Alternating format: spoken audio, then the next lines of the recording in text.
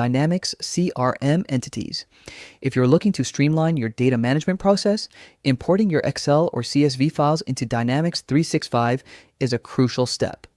Let's dive into how you can do this with ease and precision. First, open your Dynamics 365 CRM application.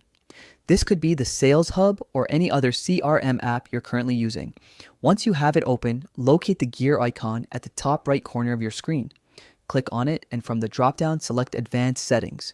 This takes you to a more detailed control area where you can manage your CRM system's configuration.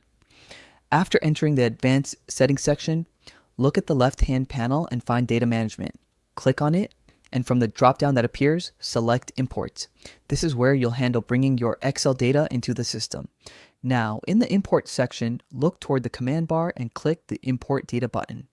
This action starts the process of uploading data from an external file into Dynamics CRM. You'll now be prompted to choose your file. Select either an excel.xlsxx or CSV file, depending on your data format, and click Next to continue. Dynamics 365 will now automatically map your Excel columns to the corresponding entity fields within the CRM. This is a helpful feature that saves time, but it's still important to review and verify each mapping carefully.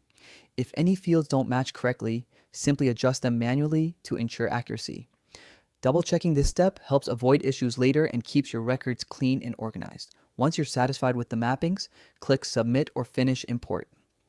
Dynamics 365 will now begin importing your data, and you'll receive a confirmation once the process starts. And that's it. You've successfully imported your Excel data into Dynamics CRM.